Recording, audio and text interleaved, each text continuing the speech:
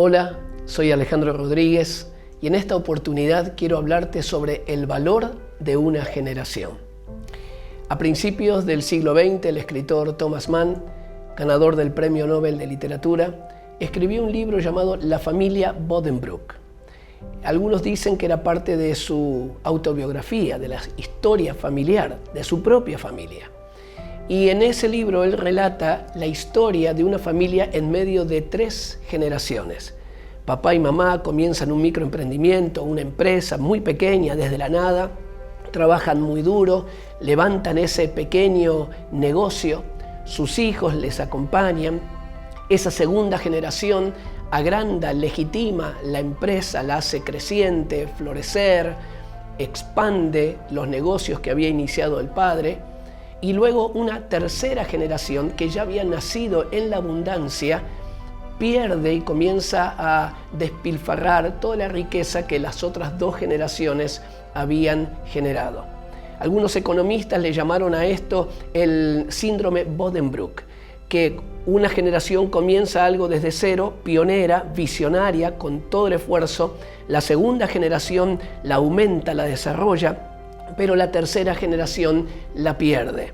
Por eso algunos dicen una generación amasa una fortuna, la segunda la disfruta y la tercera la malgasta. Pero viene de esta historia de la familia Buddenbrook.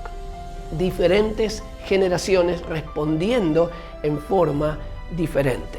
Allí en el libro de Jueces, en el capítulo 2, en el verso 10, y luego también en el capítulo 3, los primeros versículos, hablando lo que pasa luego de la muerte de Josué, dice que murió también toda aquella generación y surgió otra que no conocía al Señor ni sabía lo que Él había hecho por Israel. Había un obrar de Dios, una respuesta de la gente en medio de una generación, pero luego había un desafío para la próxima generación.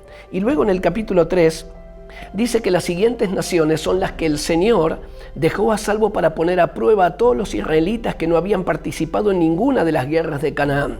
Lo hizo solamente para que los descendientes de los israelitas que no habían tenido experiencia en el campo de batalla aprendieran a combatir. O sea, había una generación que no tenía experiencia en la batalla y tenían que aprender a combatir. Hay un desafío espiritual para cada generación. Hay un desafío que cada generación en el cuerpo de Cristo tiene que asumir y no puede vivir de las victorias pasadas. No puede sobrevivir, no puede acomodarse a lo que los pioneros o los padres espirituales consiguieron, fundaron, abrieron camino. Necesitan sus propios gigantes, necesitan sus propios desafíos. Por eso el Señor había permitido que algunos enemigos quedaran en la tierra para que haya una generación que aprenda a pelear. Hoy estamos viviendo también esos momentos. Necesitamos que esta nueva generación del pueblo de Dios aprenda a pelear batallas que nunca había peleado antes, que asuma su lugar, su compromiso, su pasión por Jesús, su pasión por la obra del Señor. Generación. Esta palabra viene del gen, de la irrupción de vida, de los comienzos. Gen, génesis, genética, genital, generar. Es el inicio, el principio, lo que comienza a producir. Y toda generación fue llamada a producir cambios, a asumir nuevos compromisos delante de Dios, a entregar su vida, a rendir los derechos, a poner todo el corazón por su causa y la causa del Evangelio. Dice que David murió después de haber servido a su generación. Así que cuando hablamos de generación, hablamos de la generación de los vivos, no solamente de los más jóvenes, sino de todos aquellos que todavía podemos generar cambios. ¿Sabe por qué, mi hermano? Porque una generación que no genera será una generación que se degenera. No puede sobrevivir, no puede acomodarse. Aquello que no se pone en movimiento será aquello que se pierde. Hoy tenemos un desafío por delante, las naciones de la tierra.